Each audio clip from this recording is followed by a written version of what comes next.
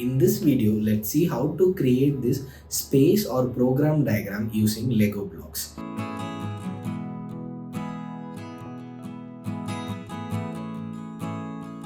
I have seen multiple videos on YouTube covering this topic, like this one by Oliver from Upstairs and some others whose name I don't remember right now.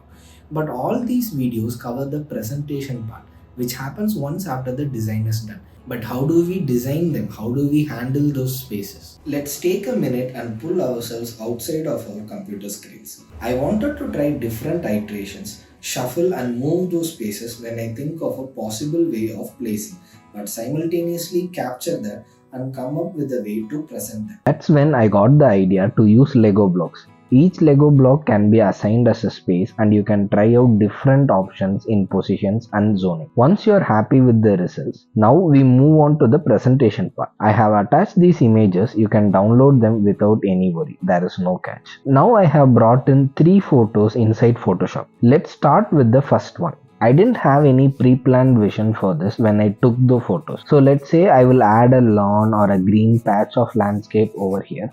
And this can be a green roof with access to the above floors. And these open spaces can be balcony or informal gathering spaces. And these white blocks can be the private spaces. Then let's also add some trees over here. The best and my favorite part about this is that you can do this for any typology projects. Let it be residential, commercial, office building, etc. Now let's start drawing those elements as shape layers in Photoshop. Select the pen tool and draw the shape you need. You can select the stroke width and type according to your liking. Same with the color fill. I am giving green color for the landscape, and for the private space I wanted to highlight it and somewhat show that it has privacy using some overlaying shapes on top of. I brought in an arrow JPEG and removed the background, then adjusted its perspective and placed in front of the green roof. I also reduced the opacity of all these digital elements to merge them with the base image. I also added a similar green patch over the green roof area. Let's move to adding some people for context. You guys must have come across this wacky and funky looking people vectors. I wanted to use them in this, but I didn't want to place each people individually as PNGs. Let's make them as Photoshop brushes and then apply them. Open a separate Photoshop file of 4000 by 4000 pixel, then drag this image into Photoshop. Select the character you want and make it as a separate layer using layer via copy or layer via cut. Then adjust the new layer and scale it to fit the entire composition. So whenever you are making any Photoshop brush, the shape or pattern should be in black and white. It's a spectrum where the black will be the opaque portion and white being the transparent portion. Since we already have it in black and white, we can just select the layer and go to edit, then click on define brush preset. Then you can give the brush an unique name and save it. Now you can start brushing wherever you want. Let's go back to our main file. Create a new layer and rename it as people. Click on brush, select the brush that you want and select the color you need. I'm going with black here.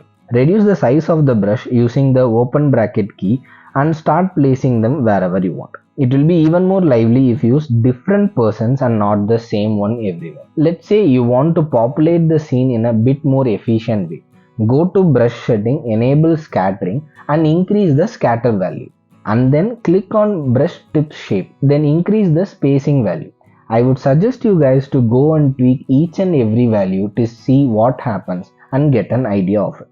But for now, these 2 settings are enough. Now click and drag very slightly and start populating the scene. Repeat the process with different brushes until you're happy with the output. Now let's also add some trees using the same method. Bring the PNG inside the 4000 by 4000 pixel canvas and scale it to the maximum. We don't have it as a black and white image. So apply a black and white adjustment layer on top of it and then a levels adjustment layer and crank the value to make it pitch black. Now select the layer and go to edit, then define brush preset and you can save the brush. I also created another tree brush for variety.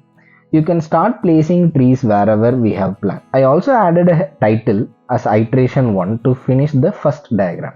The second image is more or less the same as the first one. Start by adding the shape layers to denote different spaces. You can even bring in axonometric grid, reduce its opacity and use it as a guide to draw these layers. Then add trees in the background and people to portray the function of each spaces. The third image is a bit different than the previous ones. It has individual blocks which are spread out in the side.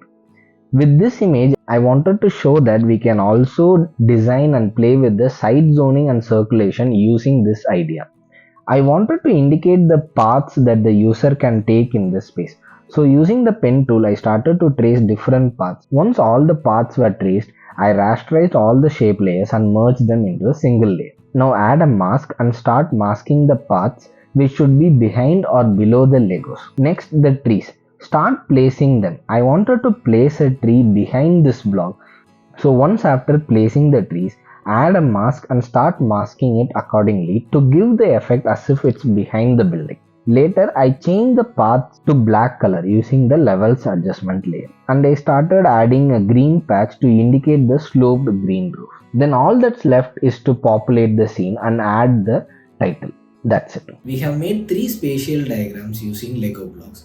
These will not only help in explaining your ideas but will also give you the design freedom to try out different iterations as soon as a new idea pops in your mind.